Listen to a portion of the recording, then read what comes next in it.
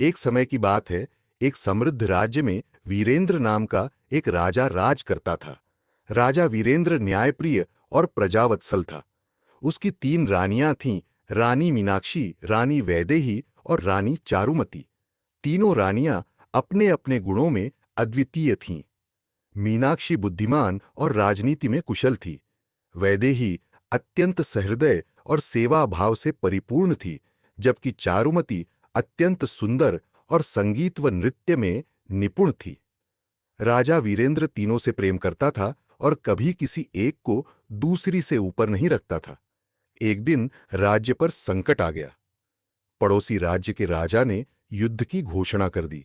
संकट की घड़ी में तीनों रानियां आगे आईं। मीनाक्षी ने रणनीति तैयार की और सेना का संचालन संभाला। वैदेही ने युद्ध भूमि में घायल सैनिकों के लिए औषधियों और भोजन की व्यवस्था की और चारुमती ने अपने संगीत व नृत्य से प्रजा और सैनिकों का मनोबल ऊंचा रखा। राजा ने देखा कि उसकी तीनों रानियां अपने अपने तरीकों से पूरे राज्य को संबल दे रही थीं। उनके सहयोग से युद्ध जीता गया और राज्य में फिर से शांति स्थापित हुई। इस अनुभव के बाद राजा वीरेंद्र को यह बोध हुआ कि एक राजा की शक्ति केवल उसकी तलवार में नहीं, बल्कि उसके साथ खड़े लोगों में भी होती है। उसने एक भव्य उत्सव का आयोजन किया, जिसमें उसने सार्वजनिक रूप से तीनों रानियों का सम्मान किया और यह घोषणा की कि भविष्य में जो भी राजा बनेगा, उसकी रानी भी राज्य की बराबर की भागीदार होगी। अंततः राजा वीरेंद्र ने एक सफल, प्रेमपूर्ण और संतुलित जीवन जिया, जहां वह केवल एक योद्धा या शासक नहीं, बल्कि एक आदर्श पति और सजग नेता भी था। तीनों रानियों ने के साथ मिलकर उसने एक समृद्ध, संवेदनशील और न्यायपूर्ण राज्य की नींव रखी, जिसकी मिसाल आने वाले युगों तक दी जाती रही। राजा वीरेंद्र के शासनकाल में वह राज्य स्वर्ण युग में प्रवेश कर गया। युद्ध की विजय के बाद न केवल सीमाएं सुरक्षित हुईं, बल्कि प्रजा के मन में राजा और उसकी रानियों के प्रति अपार श्रद्धा और प्रेम उत्पन्न हुआ।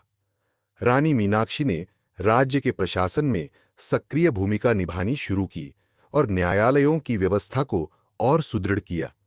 उसने शिक्षा प्रणाली में भी सुधार कर नए विद्यालय खुलवाए, जहां लड़के और लड़कियां समान रूप से पढ़ाई करने लगे। रानी वैदेही ने जन कल्याण की योजनाओं पर ध्यान केंद्रित किया। उसने गांव-गांव में औषधालय और अन्न भंडार बनवाए, जिससे अकाल और बीमारियों से पीड़ित जनता को राहत मिली। वहीं रानी चारुमती ने संस्कृति और कला को नया जीवन दिया। उसने राज्य भर में संगीत महोत्सव और कला प्रतियोगिताएं आयोजित करवाईं, जिससे लोक कलाकारों को सम्मान और पहचान मिली। तीनों रानियां मिलकर राज्य को एक ऐसा स्वरूप दे रही थीं, जहां शक्ति, सेवा और संस्कृति तीनों का संतुलन था। राजा वीरेंद्र ने महसूस किया कि एक सच्चा राजा वह नहीं जो केवल सिंहासन पर बैठे, बल्कि वह जो अपने साथियों की योग्यता को पहचाने और उन्हें आगे बढ़ने का अवसर दे। समय के साथ राजा वीरेंद्र वृद्ध हुआ, परंतु उसका राज्य दिन ब दिन और भी समृद्ध होता गया। संतानें भी रानियों के गुणों से शिक्षित होकर योग्य उत्तराधिकारी बनी। अंततः जब राजा वीरेंद्र ने गद्दी छोड़ी, तो राज्य एक उदाहरण बन चुका था, जहां 3 नारियों के सहयोग से शासन ने नई ऊंचाइयां छुई थीं। उसकी कहानी इतिहास में 3 रानियों वाला राजा के नाम से प्रसिद्ध हुई, जिसे पीढ़ियां एक आदर्श के रूप में याद करती रहीं। एक राजा जिसने नारी शक्ति का मान बढ़ाया और अपने प्रेम, समर्पण व समानता से इतिहास रच दिया। समय बीतता गया, लेकिन राजा वीरेंद्र की वह सुनहरी गाथा और तीनों रानियों का योगदान लोगों के दिलों में अमिट छाप बनाकर रह गया। राज्य के हर कोने में उनकी कहानियां गूंजने लगीं। बच्चों को बेड टाइम कहानियों में यह सिखाया जाने लगा कि सच्चा नेतृत्व केवल शक्ति में नहीं, बल्कि बुद्धि, करुणा और कला के संतुलन में होता है। राज्य में एक भव्य स्मारक बनवाया गया, जहां 4 स्तंभों पर राजा वीरेंद्र और तीनों रानियों की मूर्तियां स्थापित की गईं, प्रतीक रूप में नीति, सेवा, सौंदर्य और नेतृत्व के। यह स्मारक न केवल उस युग की महानता का चिन्ह बना, बल्कि एक शिक्षा का केंद्र भी, जहां दूर दूर से लोग दर्शन और प्रेरणा लेने आते। राजा वीरेंद्र ने जब अपने जीवन की अंतिम सांसें लीं, तब तीनों रानियां उसके पास थीं। उन्होंने आंसुओं के साथ उसका अंतिम संस्कार करवाया, लेकिन राजा की आखिरी इच्छा के अनुसार शोक नहीं मनाया, बल्कि पूरे राज्य में दीप जलवाए गए। संगीत और ज्ञान की सभा आयोजित की गई, क्योंकि वह चाहता था कि उसका अंत भी एक उत्सव बने, जैसा उसका जीवन रहा। रानियों ने जीवन पर्यंत उसकी स्मृतियों को सहेजा, न केवल पत्नी के रूप में, बल्कि सहशासिका, मित्र और प्रेरणा के रूप में। वर्षों बीत गए, पर राजा वीरेंद्र और उसकी तीनों रानियों की गाथा केवल इतिहास के पन्नों में नहीं, बल्कि लोगों के हृदयों में जीवित रही। उनके शासनकाल को आदर्श मानते हुए बाद के शासकों ने भी स्त्रियों की भागीदारी को शासन में स्थान देना शुरू किया।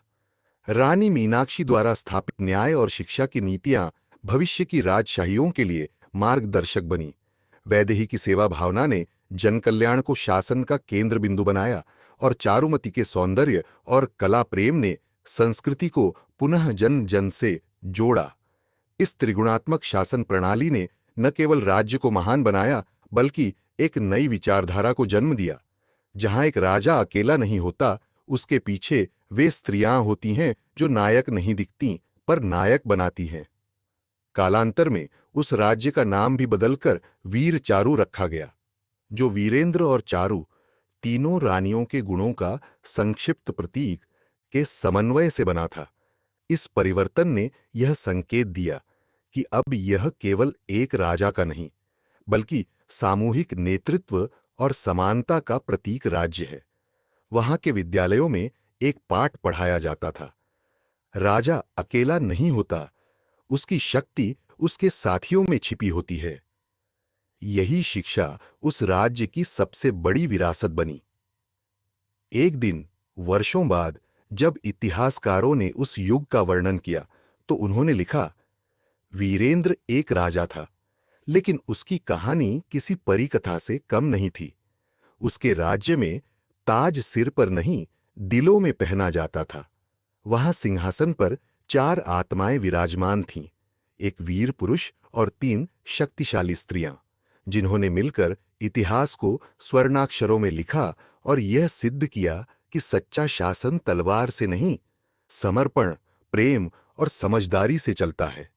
यही थी उस प्रेम और न्याय से भरे युग की अमर कथा, जो समय के साथ और भी उजली होती गई। समय की धारा बहती रही, पर वीरेंद्र और उसकी तीनों रानियों की वह गाथा कभी धुंधली नहीं हुई। वीर चारू राज्य की सीमाओं से निकलकर उनकी कहानी आसपास के राज्यों तक पहुंचने लगी।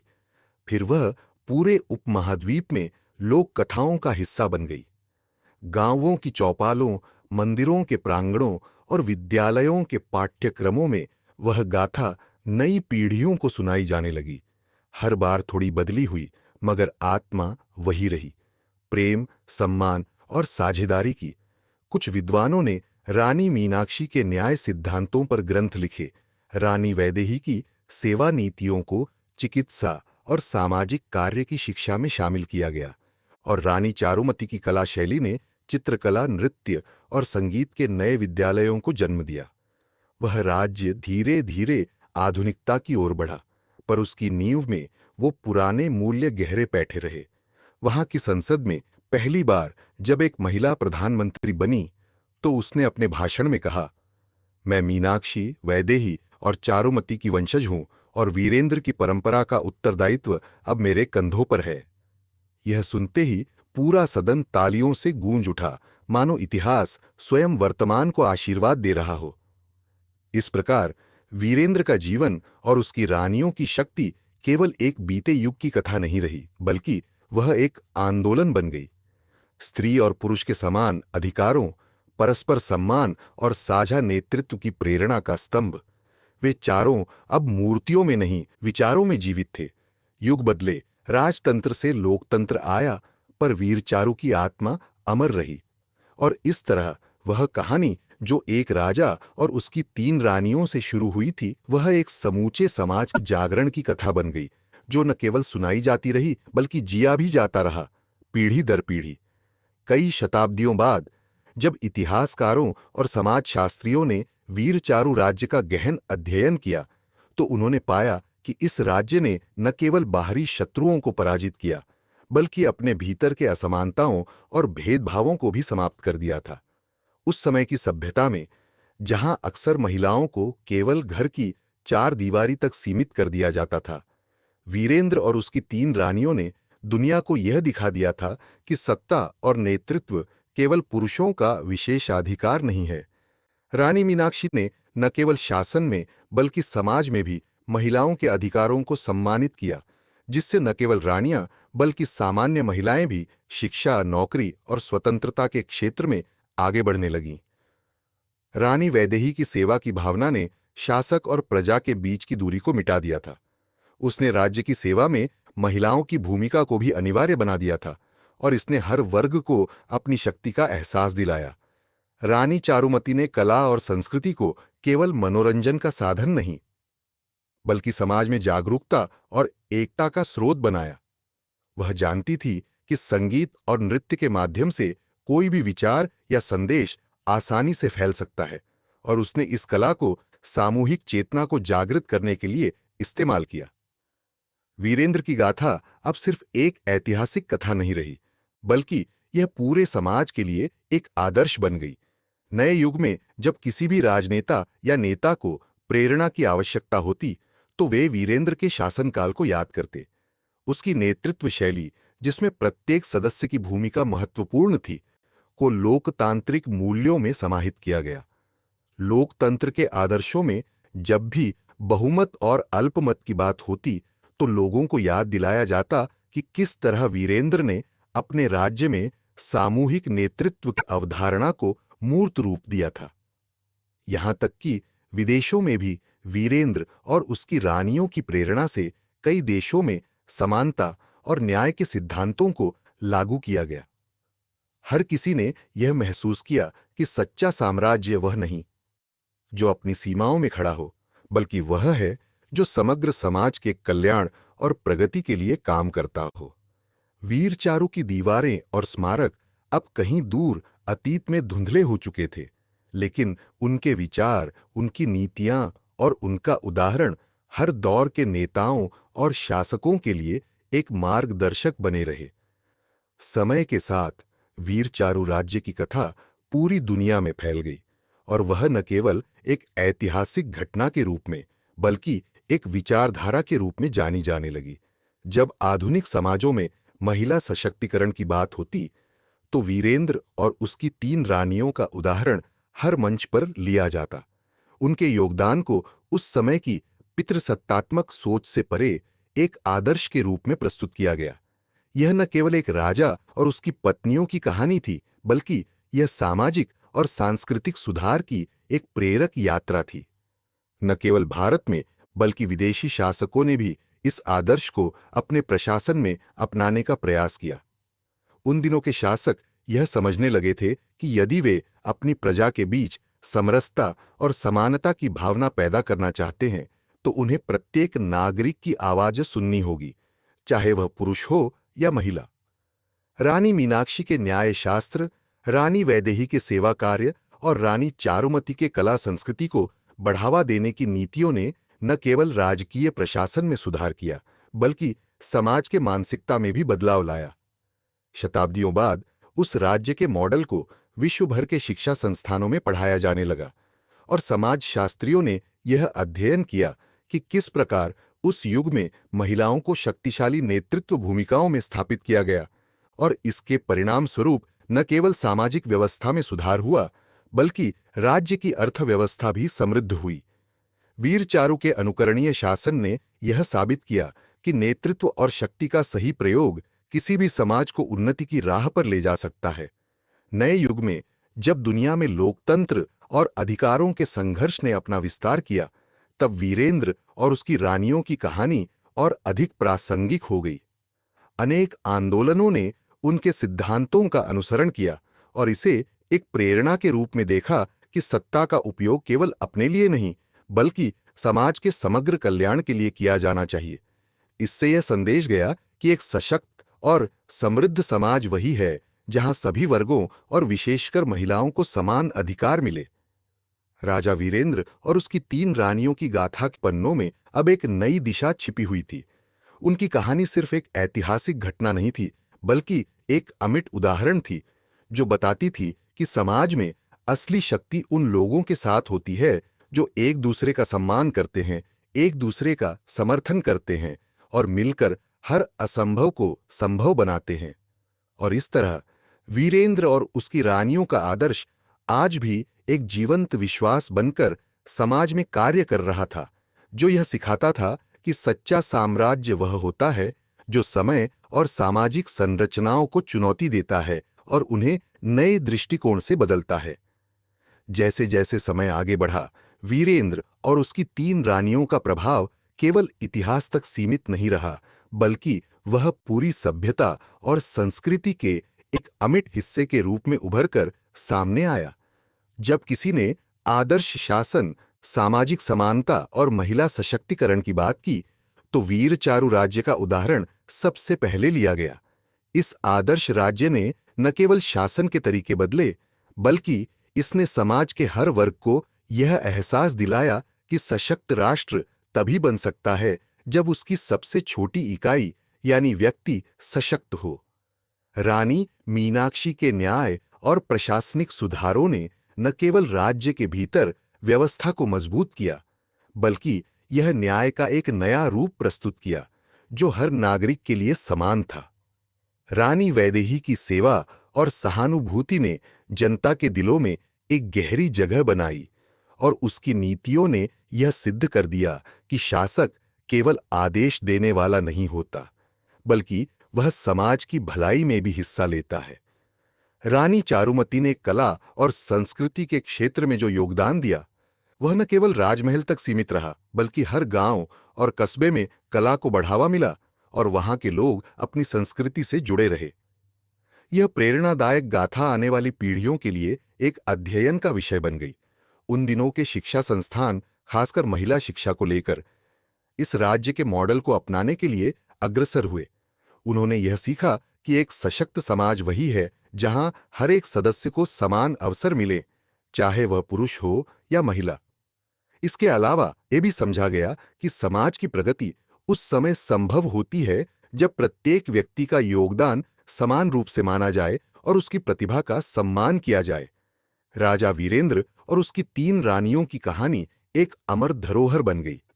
उनके शासन की नीति ने यह साबित कर दिया कि जब सत्ता के साथ सच्चाई, न्याय और समानता का समावेश होता है, तो वह राज्य न केवल बाहरी आक्रमणों से बचता है, बल्कि अपनी आंतरिक शक्ति से दुनिया को एक नई दिशा दिखाता है। यह कहानी न केवल उस युग के लिए, बल्कि हर युग के लिए प्रेरणा का स्रोत बन गई। आखिरकार वीरेंद्र का राज्य न केवल भौतिक रूप में, बल्कि मानसिक और सांस्कृतिक रूप में भी जीवित रहा। यह राज्य एक प्रतीक बन गया, एक आदर्श, जहां महिलाएं और पुरुष मिलकर अपनी दुनिया को नया आकार दे सकते हैं। इसने यह सिद्ध कर दिया कि शक्ति का सही प्रयोग संवेदनशीलता, सम्मान और प्रेम से परिपूर्ण होता है।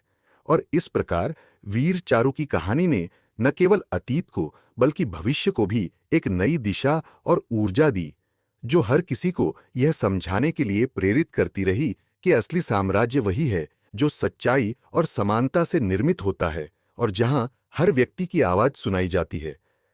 समय की परतों के बीच वीर चारू की यह गाथा धुंधली नहीं पड़ी, बल्कि जैसे जैसे युग बदलते गए, इसका तेज और अधिक स्पष्ट होता गया। साहित्य, रंगमंच, सिनेमा और लोक कथाओं में इस कथा को बार बार दोहराया गया।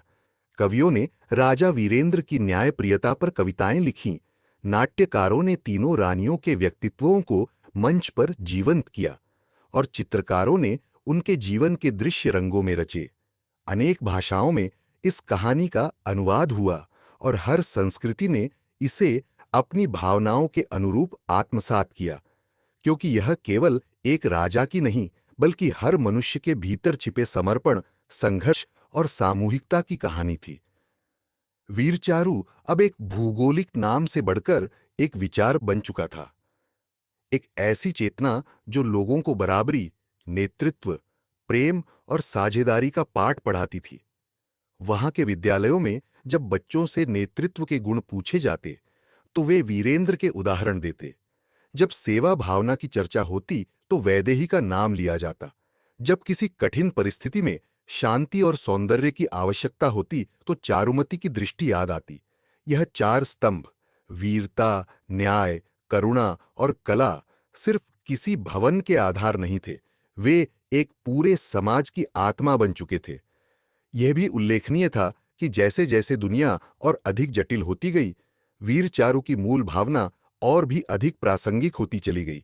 जब आधुनिक समाजों में अलगाव, हिंसा और असमानता ने अपने पैर फैलाने शुरू किए, तब इसी कहानी ने लोगों को याद दिलाया कि समाधान हथियारों में नहीं, संवाद में है, शक्ति में नहीं, साझेदारी में है, और शासन में नहीं, सेवा में है। कई अंतर्राष्ट्रीय सम्मेलनों में जब मानवता की दिशा पर चर्चा होती, तो वीर चारू मॉडल को उदाहरण के रूप में प्रस्तुत किया जाता, जहां शासन, नीतियां और संवेदनशीलता सभी एक ही सूत्र में पिरोए गए थे। फिर चाहे कोई महिला अपने अधिकारों के लिए लड़ रही हो, कोई कलाकार अपनी अभिव्यक्ति की स्वतंत्रता की मांग कर रहा हो, या कोई शासक अपने देश को न्यायपूर्ण दिशा में ले जाना चाहता हो, हर कोई इस कहानी में खुद को खोज लेता था। यही थी वीरेंद्र और उसकी रानियों की असली विजय, कि उन्होंने एक ऐसा जीवन जिया जिसने केवल उनके समय को नहीं, बल्कि अनगिनत आने वाले युगों को दिशा दी। और इस प्रकार यह कहानी न तो कभी पूरी हुई, न समाप्त हुई, बल्कि यह एक बहती हुई धारा बन गई, जो पीढ़ी दर पीढ़ी, दिल दर दिल दुनिया को एक नई रोशनी देती रही, बिना थके, बिना रुके। युगों के बदलते नक्शों और राजवंशों की उठती गिरती दीवारों के बीच भी वीरचारू की कथा अडिग खड़ी रही, एक अमर वृत्तांत की तरह, जो समय से ऊपर था। धीरे धीरे यह गाथा केवल किताबों और मंचों तक सीमित नहीं रही, बल्कि उसने लोगों के जीवन और सोच में जगह बना ली। माता पिता अपने बच्चों को यह कहानी सिर्फ मनोरंजन के लिए नहीं, बल्कि जीवन मूल्यों की शिक्षा देने के लिए सुनाते। शिक्षक इसके पात्रों के माध्यम से नेतृत्व, निष्ठा और त्याग का अर्थ समझाते, और नेता जब भी जनता का विश्वास खोते, तो वीरेंद्र जैसे राजा की छवि को आत्मा में खोजने लगते। वीरचारू की इस अमर कहानी ने एक अनोखा प्रभाव डाला। इसने एक ऐसा समाज गढ़ा जहां शक्ति के प्रतीक पुरुष और संवेदना की प्रतीक स्त्रियां साथ खड़े थे, समान, स्वतंत्र और एक दूसरे के पूरक। इस राज्य ने यह साबित कर दिया कि जब शासन में विविधता और संतुलन होता है, जब सत्ता अहंकार से नहीं, सहयोग से चलती है, तभी वह टिकाऊ बनती है। रानी मीनाक्षी की दूरदर्शिता, वैदेही की सहानुभूति और चारुमती की सौंदर्य दृष्टि, तीनों मिलकर वह नींव बनी जिस पर वीरेंद्र का शासन नहीं, बल्कि आने वाले युगों की चेतना खड़ी हुई। समाज में जैसे जैसे तकनीक और विज्ञान का विकास हुआ, इंसानों ने आकाश को छुआ, समुद्रों की गहराई नापी, मगर फिर भी जब उन्हें यह समझना होता कि मानवता क्या होती है, तो वे उसी कहानी की ओर लौटते, जहां एक राजा ने 3 स्त्रियों को केवल प्रेम या श्रृंगार की वस्तु नहीं, बल्कि अपने राज्य और जीवन के 3 अनिवार्य स्तंभ माना। वह संबंध जिसने परंपराओं को चुनौती दी, उस युग में जब स्त्रियों की भूमिका सीमित थी, और उन्हें राष्ट्र के केंद्र में स्थापित कर दिया। यह सिर्फ ऐतिहासिक नहीं, एक क्रांतिकारी दृष्टिकोण था। आज भी जब किसी युवा को अपने भविष्य की दिशा तय करनी होती है, जब कोई कलाकार अपनी कला में उद्देश्य खोजता है, या जब कोई नारी अपने स्थान और पहचान के लिए संघर्ष करती है, तब यह कथा एक आश्रय बन जाती है। वीरचारू अब एक स्मारक नहीं, एक चेतना है, जो यह याद दिलाती है कि प्रेम, नेतृत्व और साझेदारी जब एक साथ चलते हैं तो इतिहास बनता है। और शायद यही वह कारण है कि हजारों साल बाद भी जब चांद या मंगल की सतह पर कोई बस्ती बसेगी, तब भी वहां किसी बच्चे को नींद सुलाने के लिए यही कहानी सुनाई जाएगी। राजा वीरेंद्र और उसकी 3 रानियों की, जिन्होंने दुनिया को यह सिखाया कि सच्चा साम्राज्य वह होता है जो दिलों में बसता है, स्थायी, उज्जवल और अमर। और जब मानव सभ्यता ने अंतरिक्ष में अपने कदम पसारे, जब धरती की सीमाएं छोटी पड़ने लगीं और इंसान ने दूसरे ग्रहों पर जीवन बसाने की ओर कदम बढ़ाया, तब भी वीर चारू की वह प्राचीन कथा अंतरिक्ष यात्रियों के साथ सहेजी गई। अंतरराष्ट्रीय अंतरिक्ष केंद्रों में जब पृथ्वी से लाखों मील दूर वैज्ञानिक अपना काम खत्म कर रात के सन्नाटे में अपने डिवाइस पर कहानियां सुनते, तब वीरेंद्र और उसकी 3 रानियों की गाथा वहां भी गूंजती। यह कोई चौंकाने वाली बात नहीं थी, क्योंकि वह गाथा अब एक सांस्कृतिक धरोहर नहीं, बल्कि मानव मूल्यों का प्रतीक बन चुकी थी, जहां सत्ता, विवेक और करुणा साथ चलती थीं। एक समय ऐसा भी आया जब पृथ्वी पर विभिन्न राष्ट्रों ने मिलकर एक साझा आचार संहिता बनाई, एक वैश्विक संविधान जो न्याय, समानता और सहअस्तित्व के सिद्धांतों पर आधारित था। इस दस्तावेज की प्रस्तावना में इतिहास के जिन उदाहरणों का उल्लेख किया गया, उनमें वीरचारु राज्य और उसकी गाथा को एक आदर्श शासन मॉडल के रूप में स्थान मिला। यह दर्शाता था कि एक समय जहां राजतंत्र में भी लोकतांत्रिक सोच पनपी थी, जहां स्त्रियां नीति निर्धारण में अग्रणी थीं और जहां शक्ति का केंद्र केवल एक व्यक्ति नहीं बल्कि एक विचार था। दुनिया की सबसे प्रतिष्ठित अकादमियों और विश्वविद्यालयों में वीरचारु अब एक गहन शोध का विषय था। PhD के विद्यार्थियों ने मीनाक्षी की रणनीति और नीति पर, वैदेही की सामाजिक संरचनाओं पर और चारुमती की सांस्कृतिक क्रांति पर ग्रंथ लिखे। अंतर्राष्ट्रीय सम्मेलनों में जब नेतृत्व की नैतिकता पर प्रश्न उठते, तो लोग वीरेंद्र की शैली का संदर्भ देते, जिसने सत्ता को बांटा नहीं, साझा किया था।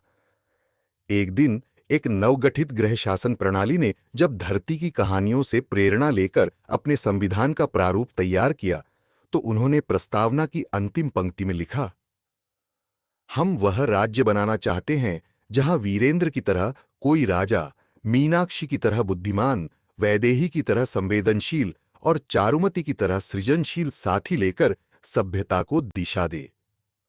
और इस तरह वह कथा, जो एक छोटे से राज्य की सीमा से शुरू हुई थी, ब्रह्मांड की सीमाओं तक पहुंच गई, यह सिद्ध करते हुए कि जब प्रेम, सम्मान और समानता से शासन किया जाए, तो वह केवल इतिहास नहीं बनाता, वह सृष्टि का हिस्सा बन जाता है, एक चेतना, एक प्रकाश जो युगों तक जलता है और कभी नहीं बुझता। और यहीं से वीर चारू की गाथा एक नई यात्रा पर निकल पड़ी, मूल्यों से लेकर आकाशगंगाओं तक। जब मानव सभ्यता ने कृत्रिम बुद्धिमत्ता को जीवन का हिस्सा बना लिया और रोबोटिक समाजों में भी नैतिकता और नेतृत्व की अवधारणाएं तलाशने लगी, तब भी राजा वीरेंद्र और उसकी 3 रानियों की कथा को एक शिक्षण उदाहरण के रूप में प्रोग्राम किया गया। उन्नत मशीनों को संवेदना सिखाने के लिए उन्हें रानी वैदेही की करुणा के उदाहरण दिखाए गए। नेतृत्व के निर्णय लेने की क्षमताएं मीनाक्षी की नीतियों से सीखी गईं और मानवीय सौंदर्य बोध व अभिव्यक्ति के लिए चारुमती के कला सिद्धांतों को मॉडल बनाया गया। मानवता अब तकनीक के सहारे ब्रह्मांड को समझ रही थी, लेकिन अपने मूल जीवन मूल्यों की जड़ें कहीं न कहीं उसी धरती पर टिकी थीं जहां वीरचारु कभी खड़ा था। यह राज्य अब केवल इतिहास का अध्याय नहीं रहा, बल्कि हर वो कोशिश बन गया जो दुनिया को बेहतर बनाने की ओर बढ़े। एक बार एक युवा अंतरिक्ष यात्री ने अपने मिशन लॉग में लिखा, जब मैं अकेले ब्रह्मांड के अंधकार में होता हूं, तो मुझे रानी चारुमती का वह गीत याद आता है जिसे उन्होंने युद्ध की रात सैनिकों के लिए गाया था, वो गीत जो डर को उम्मीद में बदल देता है।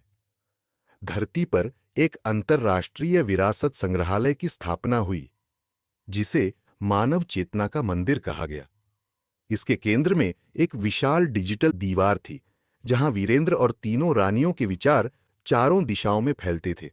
आगंतुक जब वहां आते तो एक ही बात सोचते, इतिहास की सबसे बड़ी उपलब्धि कोई युद्ध नहीं, कोई विजय नहीं, बल्कि वह सोच थी जिसने शक्ति को साझेदारी में बदला, प्रेम को नीति में और रजत सिंहासन को एक साझा संकल्प का प्रतीक बना दिया। और अंततः जब मानव सभ्यता अपनी अगली छलांग की तैयारी कर रही थी, जब वह नए जीवन, नए ग्रहों और नई दुनिया की ओर बढ़ रही थी, तब भी उसका सिर पीछे मुड़कर उसी ओर देखता था जहां कभी एक राजा ने अपने सिंहासन को 3 स्त्रियों के साथ बांटकर यह साबित किया था कि महानता अकेले नहीं चलती, वह मिलकर चलती है, वह साथ चलती है। और इसी सत्य के साथ वीर चारू की कथा कोई समाप्त होने वाली कहानी नहीं बनी, बल्कि वह हर युग, हर दिल और हर दिशा में गूंजने वाला जीवन संगीत बन गई, निरंतर, शाश्वत, अमर। और जब एक दिन भविष्य की धरती पर कोई बच्चा पहली बार राजा शब्द सुनता है, तो वह सिंहासन और ताज की नहीं, बल्कि वीरेंद्र की उस मुस्कान की कल्पना करता है जो उसने तब बिखेरी थी जब तीनों रानियों ने उसे युद्ध, दुहक और संशय के अंधकार से बाहर निकाला था। वह बच्चा जब अपनी पाठ्य पुस्तक के पन्ने पलटता है, तो उसे वहां तलवारों की चमक नहीं, विचारों की रोशनी मिलती है। मीनाक्षी की न्यायप्रियता, वैदेही की सेवा भावना और चारुमती की सृजनशीलता की। यह कहानी अब केवल सुनाई नहीं जाती, बल्कि जी जाती है। हर निर्णय में, हर संवाद में, हर उस क्षण में जब कोई व्यक्ति मैं से हटकर हम की ओर बढ़ता है। सदी दर सदी यह कथा कई भाषाओं में कही गई, कभी संस्कृत के श्लोकों में, कभी सूफी कव्वालियों में, कभी वैज्ञानिकों के व्याख्यानों में और कभी उन मौन आंसुओं में जो किसी मां ने अपनी बेटी की आंखों में साहस भरते हुए बहाए।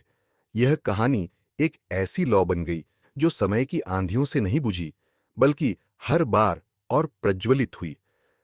यह वही लौ थी जो अंतरिक्ष के अंधकार में एक यात्री को दिशा देती थी, वही भावना थी जो किसी युद्धग्रस्त समाज में फिर से विश्वास जगाती थी, और वही दृष्टि थी जो एक शासक को यह याद दिलाती थी कि सच्ची सत्ता वह नहीं जो शासन करे, बल्कि वह जो सेवा करे, जो सहारे बने और जो हर किसी को अपनी कहानी में जगह दे।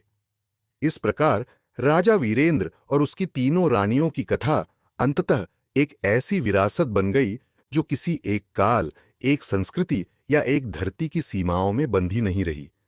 वह एक जीवित चेतना बन गई जो हर समय यह कहती रही, वास्तविक महानता ताज में नहीं, साझे सपनों में होती है। और इसलिए जब भी कोई युग थकेगा, जब भी मानवता लड़खड़ाएगी, यह गाथा फिर से उठेगी, फिर से सुनाई देगी, क्योंकि यह कोई कहानी नहीं, बल्कि आत्मा की वह धड़कन है जो कभी रुकती नहीं। और इस धड़कन की गूंज अब केवल दिलों तक सीमित नहीं रही, बल्कि समय और स्थान की हर सीमा को पार कर चुकी थी। यह गाथा सभ्यताओं के अंतराल में एक पुल बन गई, भाषा, जाति, धर्म, रंग और राष्ट्र की दीवारों को लांघती हुई।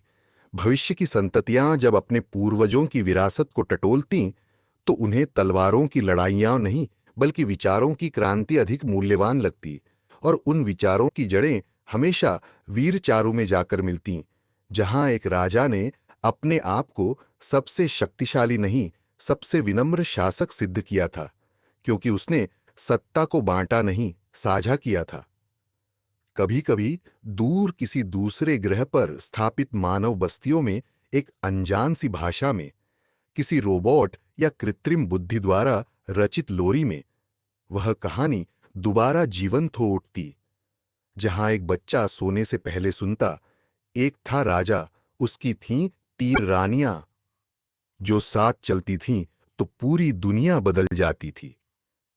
यह वही क्षण होता जब उस बच्चे की आंखों में भी नेतृत्व का बीज अंकुरित हो जाता, न किसी पर शासन करने का, बल्कि सबके साथ आगे बढ़ने का। इतिहास की सबसे सुंदर बात यही होती है कि वह ठहरता नहीं, वह उन आत्माओं के माध्यम से आगे बढ़ता है जो उसे जीती हैं।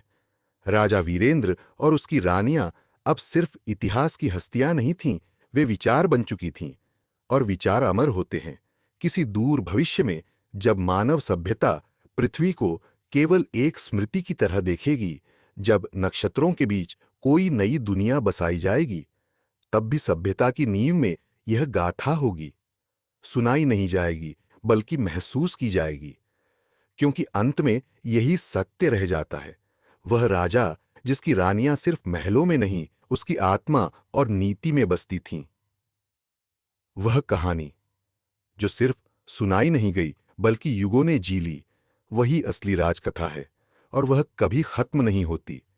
और इस तरह जब भविष्य की मानव सभ्यता अपनी सबसे ऊंची चोटी पर पहुंचेगी, जब ज्ञान, विज्ञान और चेतना की सीमाएं भी असीम हो जाएंगी, तब भी कहीं न कहीं किसी बेआते दी किसी कोने में कोई विचारशील मन यह प्रश्न उठाएगा, सबसे पहला वो क्षण कौन सा था जब मानवता ने सच्चे नेतृत्व का स्वाद चखा? और उत्तर में समय मुस्कुराते हुए वही कहानी सुनाएगा, राजा वीरेंद्र और उसकी 3 रानियों की। उनके नाम अब केवल व्यक्तियों के नहीं, मूल्यों के प्रतीक बन चुके थे। वीरेंद्र अब नेतृत्व और समर्पण का पर्याय था, मीनाक्षी बुद्धिमत्ता और न्याय का, वैदेही सेवा और करुणा का, और चारुमती सौंदर्य और सृजन की शक्ति का। इन नामों को किसी पाठशाला की दीवारों पर नहीं, बल्कि इंसानी चेतना के गहराइयों में उकेरा गया था। हर पीढ़ी ने उस गाथा को अपने ढंग से जिया, कभी संघर्ष के रूप में, कभी सुधार के, कभी कविता में, तो कभी किसी आंदोलन की प्रेरणा बनकर। लेकिन रूप चाहे जो रहा हो, सार एक ही था। जब शक्ति और संवेदना साथ चलती हैं, तब इतिहास नहीं, भविष्य बनता है। और जब एक दिन कोई नई बुद्धिमान सभ्यता ब्रह्मांड के किसी कोने से पृथ्वी की ओर देखेगी, तब उन्हें यहाँ के स्मारकों, तकनीक या भवनों से अधिक वो विचार चमत्कृत करेंगे जो इस छोटी सी धरती से उठकर अनंत तक गूंजे। और उन विचारों की सबसे प्राचीन, सबसे कोमल और सबसे प्रभावशाली मिसाल वही कहानी होगी, जहां एक राजा ने 3 रानियों को केवल प्रेम से नहीं, बराबरी से अपनाया, जहां सत्ता ने दंभ नहीं, विनम्रता ओढ़ी, और जहां इतिहास ने खुद को मानवता की सेवा में समर्पित कर दिया।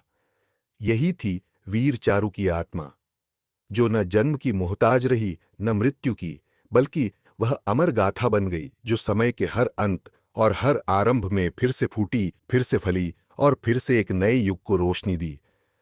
और जब वो रोशनी किसी नई सभ्यता की आंखों में पहली बार चमकेगी, जहां न समय का बंधन होगा, न भूगोल की सीमाएं, तब भी वह उजास उसी गाथा से जन्म लेगा जो युगों से हर पीढ़ी की आत्मा को सींचती आई है। एक ऐसा पल आएगा जब भावी संतति यह न समझेगी कि वीरेंद्र, मीनाक्षी, वैदेही और चारुमती कोई व्यक्ति थे, वे उन्हें जीवन की अवधारणाओं के रूप में जानेगी। वीरेंद्र एक निर्णय होगा जो प्रेम और न्याय के बीच संतुलन साधेगा। मीनाक्षी एक दृष्टिकोण होगी जो अंधेरे में भी न्याय देख सके। वैदेही एक भावना होगी जो हर पीड़ा में सेवा ढूंढ ले, और चारुमती एक स्पंदन होगी जो हर शून्यता में सृजन कर दे। और जब किसी दूर गृह की किसी युवती से कोई पूछेगा, तुमने नेतृत्व कहां से सीखा, तो वह कहेगी, एक कहानी से, जहां एक राजा अकेला नहीं था। जब कोई शासक थककर बैठेगा और उसे मार्ग नहीं सूझेगा, तो उसके भीतर से यह स्वर उठेगा, जैसे मीनाक्षी ने कहा था, नेता वह नहीं जो शासन करे, बल्कि वह जो न्याय करे। जब कोई कलाकार अपने ब्रह्मांड के मौन को रंगों में ढालने की कोशिश करेगा, तो उसकी प्रेरणा चारुमती होगी। और जब कोई चिकित्सक एक नाड़ी थामे जीवन बचा रहा होगा, तो उसकी उंगलियों में वैदेही की छाया होगी। इस तरह यह कथा अब न तो केवल सुनाई जाएगी, न पढ़ी जाएगी, यह एक अदृश्य उत्तराधिकार बन चुकी होगी, एक आत्मिक भाषा जिसे समझने के लिए शब्द नहीं, संवेदना चाहिए। और जब अंतिम तारा भी बुझने लगेगा, जब सृष्टि फिर से मौन होने की तैयारी करेगी, तब भी यह गाथा किसी शिशु की सांस में पल रही होगी, किसी आंख के सपने में, किसी आत्मा की पुकार में, शाश्वत, निःशब्द लेकिन जीवित। और जब अंतिम समय की सांझ इस ब्रह्मांड पर धीरे धीरे उतरने लगेगी, जब तारों की चुप्पी में भी एक अर्थ गूंजेगा, तब भी वह गाथा राजा वीरेंद्र और उसकी 3 रानियों की कहीं न कहीं किसी गूंज की तरह जीवित रहेगी। शायद तब कोई जीव किसी और आकाश गंगा में, किसी अनजानी भाषा में यह कहानी कह रहा होगा, जिसका सार वही होगा कि जब 4 आत्माएं एक साथ चलती हैं, तो वे समय की सीमाओं को लांघ जाती हैं। शायद तब न राजा होगा, न रानी, न धरती जैसी कोई जगह, पर फिर भी जब कोई किसी को न्याय देगा, सेवा करेगा, सौंदर्य रचेगा या प्रेम से नेतृत्व करेगा, तो वह कहानी फिर से जी जाएगी। और यही उसका सच्चा अस्तित्व है। न कागज पर लिखी हुई पंक्तियां, न स्मारकों में तराशी गई मूर्तियां, बल्कि वह भाव, वह दृष्टिकोण जो हर चेतना के भीतर स्पंदन की तरह धड़कता है।